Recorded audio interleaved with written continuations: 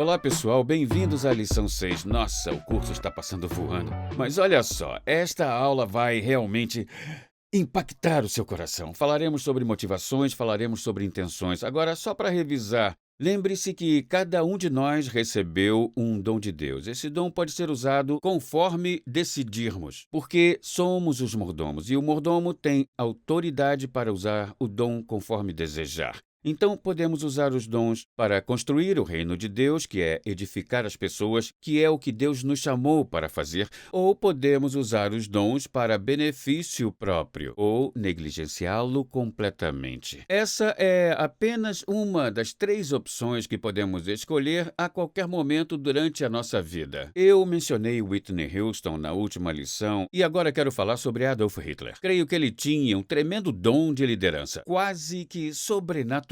Era um dom de liderança realmente sobrenatural sobre sua vida. Esse dom de liderança poderia ter sido usado para grande benefício dos alemães, dos judeus, dos poloneses, dos franceses, mas ao contrário, ele usou o dom de forma que trouxe grande malefício aos judeus, aos poloneses, aos franceses, aos ingleses. Eu poderia continuar falando e falando e falando. Se considerarmos Fred Mercury, ele era o vocalista do Queen. Aquele homem tinha um dom sobrenatural. Ele conseguia colocar estádios inteiros de pé e dançando ao som do rock dentro de instantes. Mesma coisa com Whitney Houston. Como a eternidade julgará isto? Sabe, Jesus falou uma coisa que não podemos ignorar. Ele diz em Mateus 11:19, sabedoria, a sabedoria que as pessoas operam, se mostra correta pelos seus resultados. E depois em Lucas 7:35 ele diz: a sabedoria se mostra correta na vida daqueles que seguem aquela sabedoria.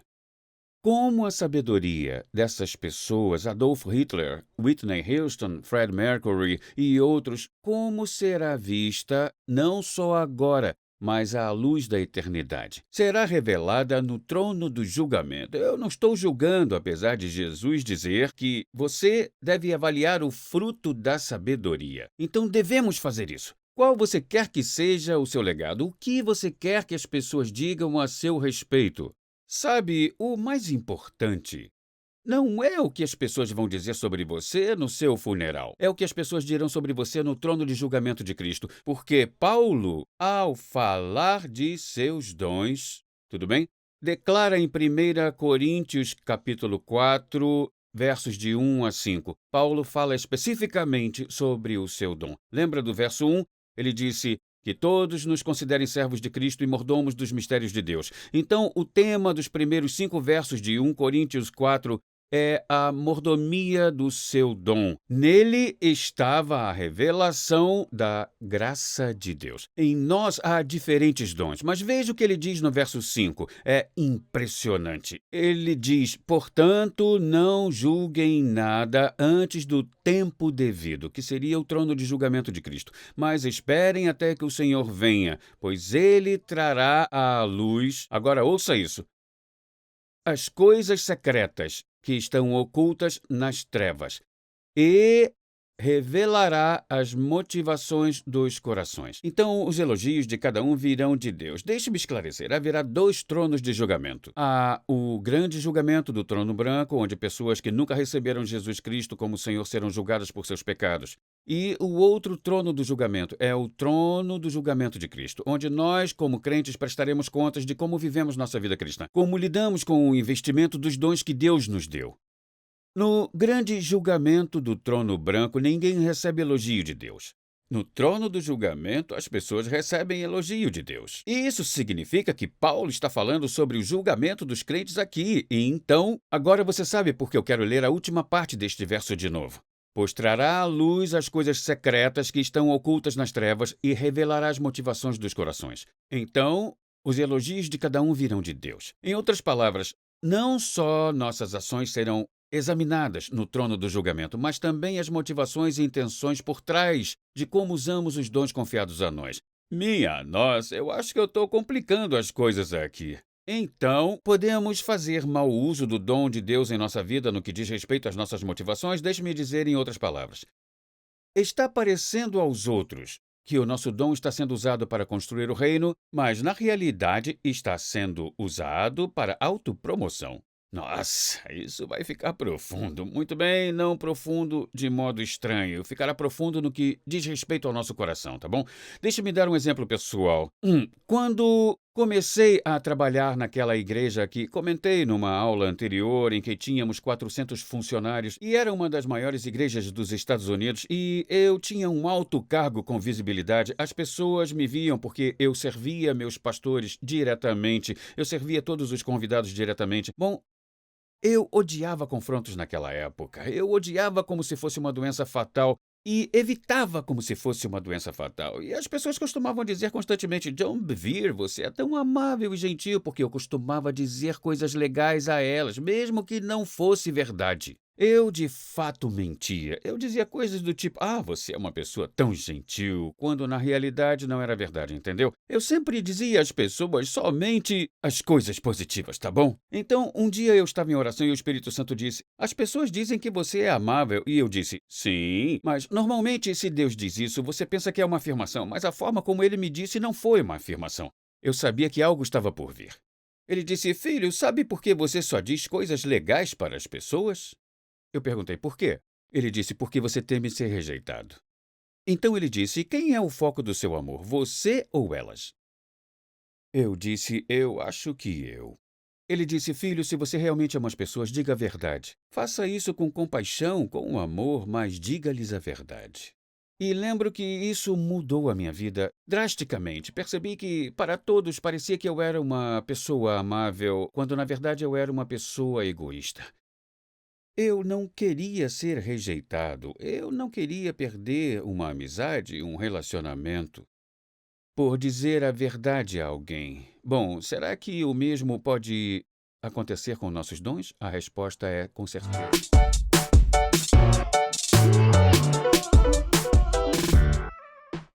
Apresentando Messenger X, uma nova plataforma de downloads e streaming de vídeo.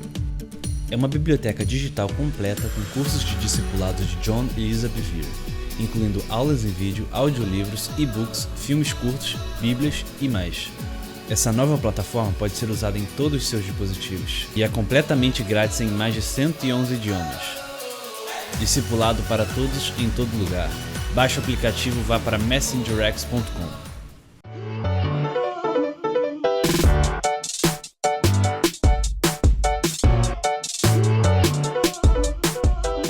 Quero compartilhar uma história que realmente moldou a minha vida no início, quando eu viajava em meados dos anos 90, talvez mais para o final dos anos 90. Na verdade, era final dos anos 90. Eu fui convidado para uma conferência no centro-oeste dos Estados Unidos e havia outros ministros convidados e era minha noite de ministrar. E geralmente, quando eu ministro, Deus não me dá uma palavra direta, eu apenas sinto no meu coração. Mas naquela manhã, quando acordei no hotel, ouvi o Espírito Santo dizer, quase que em voz audível: filho, quero que você fale sobre a isca de Satanás na conferência de hoje à noite. Agora, você tem que entender, a isca de Satanás havia sido lançada há uns 4 ou 5 anos antes. Eu havia pregado a mensagem por todo o país. O livro já era um sucesso e tinha se tornado um best-seller. E eu, na verdade, já havia escrito outros 2 livros. Eu estava escrevendo um novo livro e já era o terceiro ou quarto livro. E eu estava no meio da escrita desse livro e a mensagem estava queimando no meu coração e eu pensei: tudo bem, isca de Satanás hoje à noite. Então eu me lembro de ir à conferência e o pastor me dizer: as pessoas vieram de todo o país para ouvir você hoje à noite. E eu podia sentir a animação do pastor na sala VIP. Depois eu me dirigi ao culto e, nossa, havia muita animação bem ali. Havia muita energia ali. E eu sentia aquela pressão, sabe? John, há pessoas que viajaram longas distâncias. Elas provavelmente leram a isca de Satanás, elas conhecem a mensagem. Eu não quero pregar a isca de Satanás, eu quero pregar essa mensagem que eu estou escrevendo. E eu fiquei pensando e sentia que, minha nossa, eu sabia que eu tinha ouvido naquela manhã. Lembro que quando o pastor me apresentou, a energia da multidão tomou conta de mim e me levou a não pregar sobre a isca de Satanás, me levou a pregar sobre a nova mensagem que eu estava escrevendo. Lembro que foi tão emocionante, havia tanta energia. as pessoas ficavam de pé, eu fazia comentários, e as pessoas se colocavam de pé fazendo assim, e faziam assim.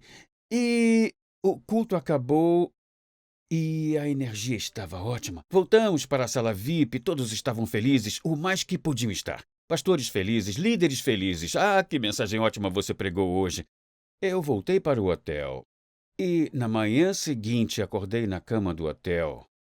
Na mesma cama onde eu estava de manhã, quando Deus me disse para pregar sobre a isca de Satanás, eu me sentia como se tivesse um saco de areia em cima de mim. Eu me sentia muito pesado. E eu soube imediatamente. Eu desobedeci a Deus na noite anterior. Lembro que naquela manhã eu literalmente rolei da cama direto para o chão de joelhos e disse: Deus, eu não preguei sobre a isca de Satanás, eu o desobedeci ontem à noite. E lembro de dizer: Senhor, eu sinto muito, por favor, me perdoe. Mas o peso não foi embora, a tristeza não foi embora. Eu me lembro que fiz as malas e fui para o aeroporto porque iria pegar o voo para a costa oeste para pregar em San Diego. Nunca vou me esquecer. Eu estava me sentindo tão pesado, parecia que estava morrendo por dentro. Lembro que o meu avião estava 2 horas atrasado e fiquei andando pelo aeroporto tão triste, estava tão pesado. Entrei no avião, num voo de 3, 4 horas até San Diego. Lembro que o avião ficou rodeando San Diego e toda a tristeza e todo o peso, de repente, desapareceram de dentro de mim. E eu pensei, Senhor, eu pedi perdão essa manhã quando estava ajoelhado ao lado da minha cama no quarto do hotel. Por que o Senhor me deixou carregar esse peso, essa tristeza, o dia inteiro? E o Espírito Santo falou muito claro comigo. Ele disse, filho, porque eu queria que você sentisse o peso da sua desobediência. Ele disse, havia um pastor na conferência ontem à noite que precisava ouvir o que eu lhe confiei com a mensagem isca de Satanás. E ele ficou sem ouvir. E eu pensei, nossa. E lembro que ele me disse, agora, filho, essa é uma nova cidade, obedeça-me. Sabe, não foi uma condenação, mas me levou ao arrependimento profundo. E posso dizer que essa experiência, essa única experiência, me fez nunca mais cometer esse mesmo erro. Nunca mais tive aquela tristeza após pregar uma mensagem. E percebi que, quando ele disse que havia um pastor que precisava do que ele me deu, eu percebi que nós realmente carregamos uma coisa muito valiosa, todos nós. Quando Deus nos confia um dom e podemos usar esse dom de forma aparente a outros, quero dizer, você pode estar na equipe de louvor da igreja e pode ir a todos os ensaios que houver, pode estar lá todo domingo, em todos os cultos que a sua igreja fizer, sei lá. E você está fazendo tudo isso porque quer que as pessoas o vejam lá, está à procura de um marido ou de uma esposa e quer ser reconhecido.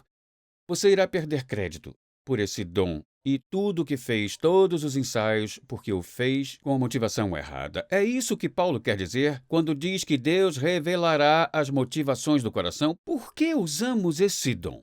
Sabe, às vezes eu fico constrangido quando ouço pessoas dizerem, sabe como é que é, né? Nós precisávamos de dinheiro extra em casa, então eu decidi ir pregar em alguns cultos. Aí eu penso, você realmente disse isso? Você foi pregar nos cultos para receber ofertas porque precisava de dinheiro? Olha, eu estou sendo bastante direto aqui. Eu tenho 60 anos de idade, sou tipo um pai na igreja, não quero ver você cair nessa armadilha.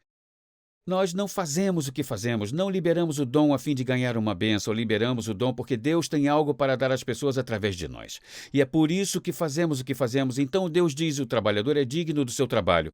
Então, eu vou falar com você sobre isso agora. Eu vou mostrar a você biblicamente como isso pode acontecer.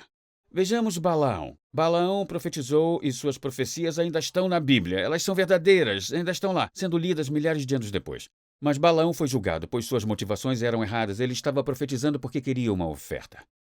Vejamos Moisés. Deus disse a Moisés, fale a rocha e eu darei água o bastante para Israel beber. Moisés estava com raiva, ele bateu na rocha. Ele não falou a rocha, ele bateu. E sabe o que aconteceu? Saiu água. E 3 milhões de pessoas e animais beberam da água. Da água que saía da rocha. Imagina o que as pessoas estavam dizendo dele. Ah, Moisés, por que duvidamos dele? Vez após vez, Deus mostra sua mão sobre Moisés. Estamos no meio do deserto. Simplesmente bebemos água. O suficiente para 3 milhões de pessoas. Que líder de Deus nós temos. E Moisés, depois que tudo terminou, Deus diz, vem aqui, eu quero falar com você. Você não entrará na terra prometida, porque a sua motivação foi errada. Sim, o milagre funcionou, o dom funcionou, mas você não entrará na terra prometida porque me desobedeceu.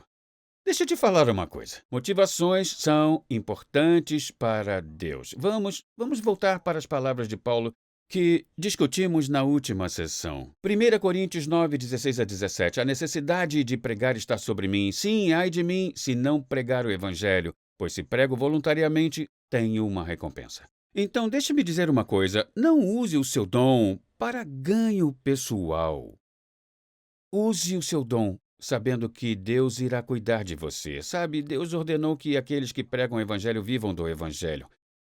Então, deixe que sua motivação seja servir as pessoas. Ei, você pode ter uma dessas duas motivações, motivação egoísta ou altruísta. Primeiramente, vamos falar sobre a altruísta. A motivação altruísta é o que posso fazer por você. A motivação altruísta diz que privilégio é servir os outros com a habilidade a mim confiada. Farei o meu melhor, não importa o que eu ganhe em troca. Essa é a motivação altruísta. A motivação egoísta diz que eu tenho que continuar pressionando. Há tantos para impactar. A motivação egoísta soaria parecida com isso. O que há nisso para mim? O que eu posso ganhar com a minha habilidade? Por que devo fazer um trabalho completo se não há benefício para mim? Eu sou bem-sucedido. Posso descansar agora. Posso me acomodar.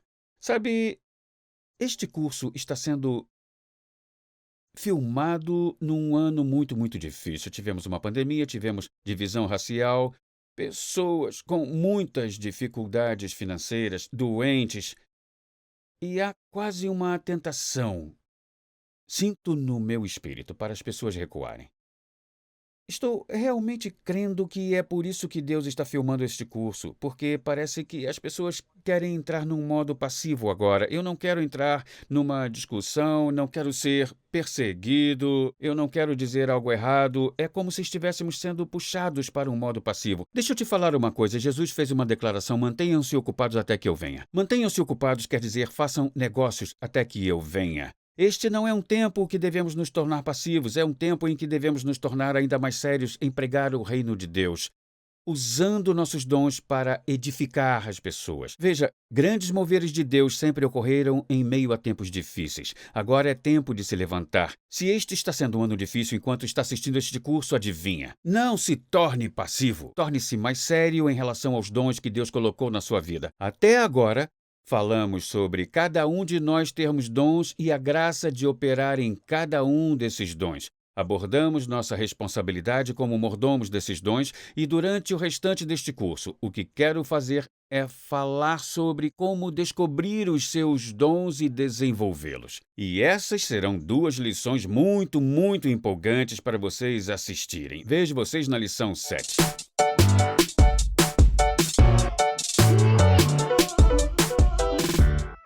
Apresentando Messenger X, uma nova plataforma de downloads e streaming de vídeo. É uma biblioteca digital completa com cursos de discipulado de John e Lisa Bevere, incluindo aulas em vídeo, audiolivros, e-books, filmes curtos, bíblias e mais. Essa nova plataforma pode ser usada em todos os seus dispositivos e é completamente grátis em mais de 111 idiomas. Discipulado para todos em todo lugar. Baixe o aplicativo, vá para messengerx.com.